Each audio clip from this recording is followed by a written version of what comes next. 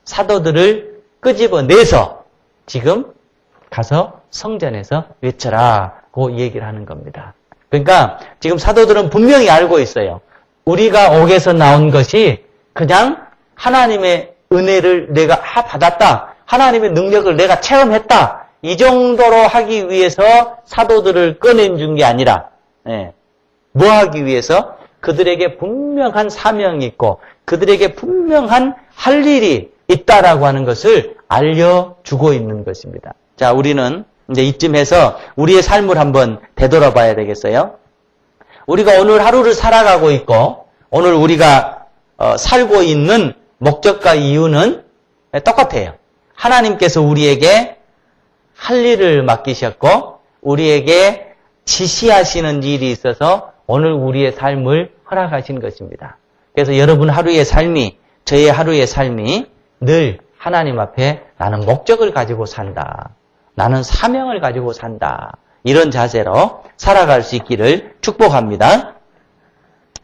이제 이렇게 해서 사도들은 나와서 이제 성전에서 하나님의 말씀을 증거해요. 그리고 이제 밤이 지났어요. 밤이 지나서 대제사장과 그 원로들이 어젯밤에 옥에 가뒀던 사도들을 데리고 나오라고 그래요. 그런데 가서 보니까 사도들이 없는 거예요. 굉장히 당황스러운 거죠. 이거 어찌 됐나라고 궁금해하고 당황하고 있는데 한 부하가 와서 얘기를 합니다. 아니 그들이 지금 성전에서 하나님의 말씀 증거하고 있던데요. 지금 이렇게 나오는 거예요. 그래서 그들을 잡아가지고 어떻게 했느냐. 그들을 잡아왔어요. 그리고 28절 우리 같이 한번 읽어보십시다. 같이 읽습니다. 이르되 우리가 이 이름으로 사람을 가르치지 말라고 엄금하였으되 너희가 너희 가르침을 예루살렘에 가득하게 하니 이 사람의 피를 우리에게 돌리고자 함이로다. 이제 공회가 신문을 하죠. 공회가 신문을 하면서 뭐라고 얘기를 해요? 아니 지금 예수님의 이름을 사용해서 가르치지 말라라고 엄금을 했는데 어찌 니들이 가르치느냐? 왜 말을 듣지 않느냐? 왜 가르치느냐? 가르치는 이유가 뭐냐라고 하면서 지금 신문을 하고 있는 겁니다. 오늘 말로 하면은 협박을 하고 있는 거예요. 더 이상 가르치면 좋은 일 없을 거다라고 협박을 하고 있는 것입니다. 자, 여기에 가만히 여러분 한번 들여다보세요. 28절을.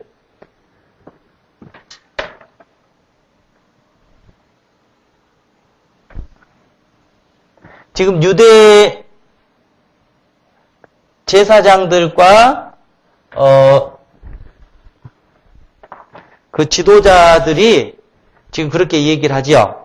우리가 이 이름으로 사람을 가르치지 말라고 엄금하였으되 너희 가르침을 예루살렘에 가득하게 하니 이 사람의 피를 우리에게 돌리고자 함이로다. 지금 이렇게 말씀하고 있죠. 자, 여기에 보면 이 지도자들의 그 탈선된 잘못된 모습을 우리가 발견하게 됩니다. 자, 보십시다. 그때 당시 이들이 다 종교적인 지도자들이었어요.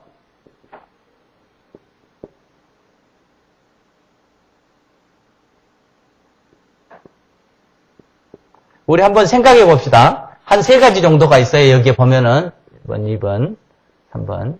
자. 이 지도자들이 이 사람의 이 이름으로 사람을 가르치지 말라고 언금하였으되, 그러니까 언금했단 말이 뭐라? 완전한 명령을 줬다. 예. 자, 그런데 이들이 지금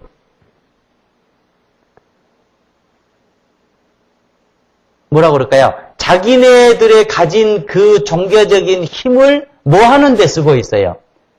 주님을 전하지 못하도록 하는 데 쓰고 있죠. 그러니까 이게 뭐냐면 오늘날로 얘기하면은 권력을 뭐 하고 있는 거예요? 네, 권력을 남용하고 있는 거예요. 네. 이게 당시의 지도자들의 잘못이었어요. 네. 이것은 영원히 잘못이에요. 영원히. 다음 세대도 그러고 지금 세대도 그러고 언제든지 그래왔어요. 자, 권력을 남용하고 있어요. 그 다음에 또 하나를 보십시다. 너희가 너희 가르침을 예루살렘에 가득하게 하니. 자, 지금 이들의 가르침이 사실은 누구의 가르침이에요? 예, 하나님의 가르침이에요. 이 사도들의 가르침이 아니에요. 너희의 가르침이 아니에요. 예수님의 가르침이고 하나님의 가르침이에요. 그러니까는 여러분 뭐냐면은 사태 파악을 못해요. 사태 파악을 못하고 있어요. 그 다음에 또 하나는 뭐냐면 이 사람의 피를 우리에게로 돌리고자 함이로다. 이 말은 무슨 말이냐면은 예수님 죽음을 우리 죄로 뒤집어 씌우려고 하는구나 이 말이에요. 예, 그러니까 이것은 뭐냐면은 오늘 말로 하면은 주관적으로 결론을 내리는 거예요. 자기 주관을 가지고 주관적 결론을 내리는 거예요. 자, 가만히 한번 우리 생각해봐요. 이게 당시에 그 지도자들이 하나님 앞에서 잘못된 모습이에요. 이것은 어떻게 보면 지도자의 잘못일 수도 있고 모든 사람들에게 일어나고 있는 잘못일 수도 있어요. 그리고 이것은 2000년 전에 일어나는 잘못일 수도 있고 현재에 일어나는 잘못일 수도 있고 또 미래에 언제든지 사람이 살고 있는 시대에는 일어날 수 있는 잘못들이에요. 자, 지금 사도들이 예수님의 말씀을 증거한단 말이에요. 하나님의 말씀을 증거한단 말이에요. 자, 그러면 어떻게 해야 되느냐? 이들은 지금 하나님 앞에 힘을 받았어요. 능력을 받았어요. 권능을 받았어요. 달란트를 받았어요. 그럼 어떻게 돼야 돼요? 이걸로 하나님께서 왜 주시는 거예요, 이거를? 쓰시라고 주는 거예요. 복음 증거하라고 주는 거예요. 네. 삶을 하나님 앞에서 더 아름답게 살라고 주시는 거예요. 그런데 이들은 그거를 잘못 사용하고 있는 거예요. 자, 잘못 사용합니다. 그러니까 어떻게 해야 되냐면은 사실은 그걸로 뭐 해야 돼요? 도와줘야 돼요. 그들에게 그런 힘이 있다라고 한다면 하나님의 말씀이 더 잘 증거될 수 있도록 도와줘야 되는데 그렇지를 못하고 있는 거예요. 자, 그 다음에 이들은 지금 누구의 가르침이라고 그랬어요? 너희들의 가르침이다라고 얘기를 하고 있잖아요. 그런데 여는 누구의 가르침이에요? 사실은 하나님의 가르침이거든요. 주님의 가르침이에요. 주님의 가르침. 그 다음에 이들이 지금 사도들이 이 대제사장이야 유대 지도자들에게 죄를 뒤집어 씌우기 위해서 지금 복음 증거한 거 아니죠? 뭐 하기 위해서 복음 증거하는 거예요? 모든 사람들에게 생명을 얻도록 하기 위해서 복음 증거하는 거거든요. 그런데 그들은 그렇게 생각을 하지 않는 거예요. 주관적 결론을 딱 내려버려요. 사도들은 지금 생명 전파하려고 증거하는 것인데 우리들에게 죄를 뒤집어 씌워가지고 우리를 뭐 잘못되게 하고 공경에 빠뜨리려고 하는 거다라고 얘기를 해요. 이 모습은 지금 사실 당시의 지도자들의 모습임과 동시에 오늘 우리에게도 끊임없이 일어나고 있는 잘못된 모습들일 수 있어요. 자, 근데 이에 반해서 이제 사도들이 얘기를 합니다. 29절을 우리가 보십시다. 같이 한번 읽어보십시다. 베드로와 사도들이 대답하여 이르되 사람보다 하나님께 순종하는 것이 마땅하니라. 자, 지금 이렇게 얘기합니다.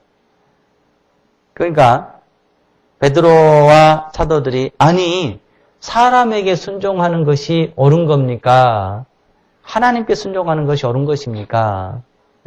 당연히 하나님 앞에 순종하는 것이 옳은 것이 아니겠습니까? 라고 얘기를 해요. 자, 그런데 이제 이 말은요, 바꿔 얘기하면 여기에서 우리가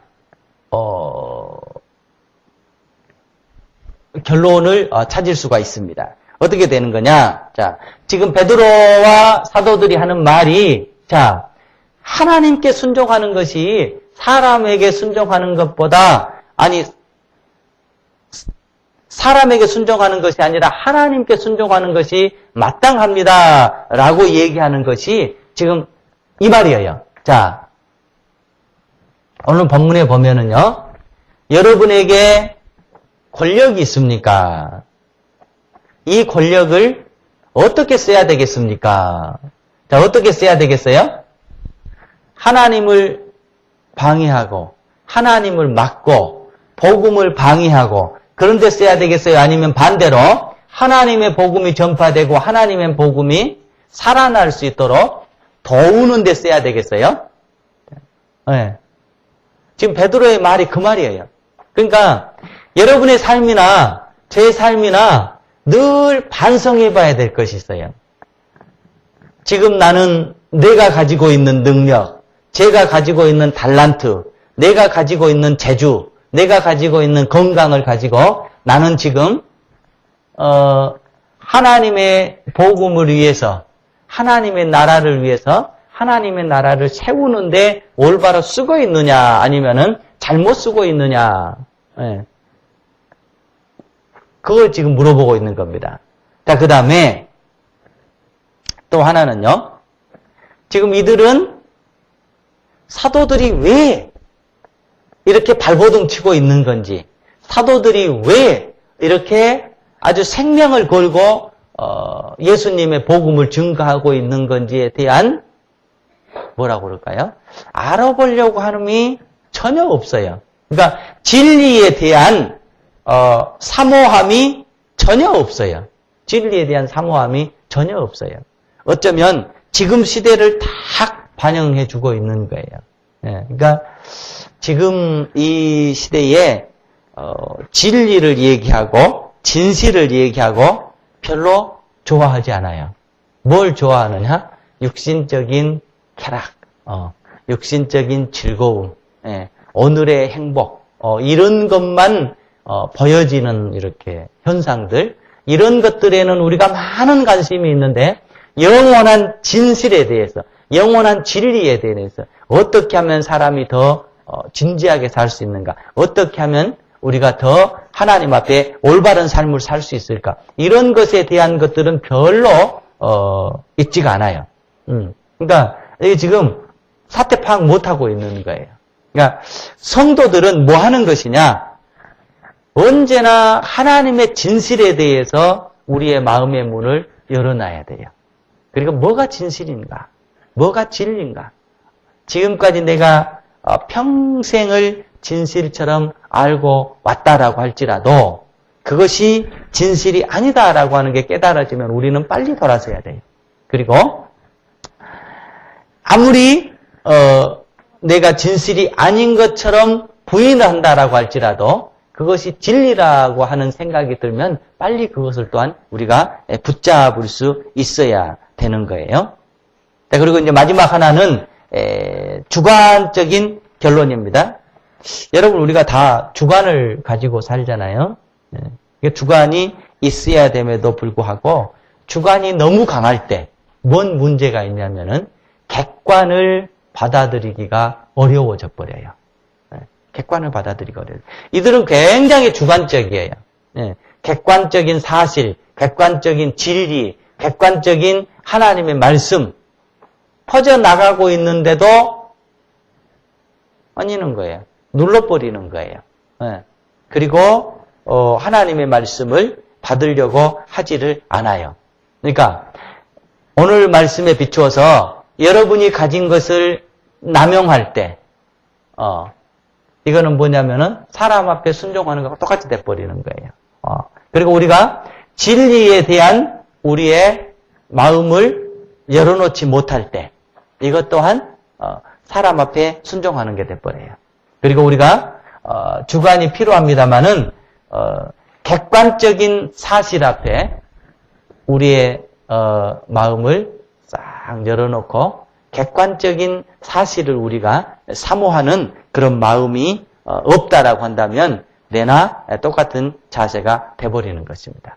그래서 사도 베드로와 사도들이 얘기한 것은 하나님께 순종하는 것이 마땅하다라고 하는 말을 우리가 세 가지 범주로 이렇게 볼 수가 있습니다. 여러분이 가진 것, 제가 가진 것, 이것이 건강이든 재물이든 재주든 학식이든 능력이든 뭐든 하나님 앞에 늘 아름답게 쓸 수 있는 우리가 돼야 되겠고요. 늘 진실 앞에 우리의 사모하는 마음을 가져야 되겠고요. 그 다음에 우리가 늘 객관화 앞에 우리의 주관을 내려놓을 수 있는 그런 자세로 살아갈 수 있기를 축복합니다.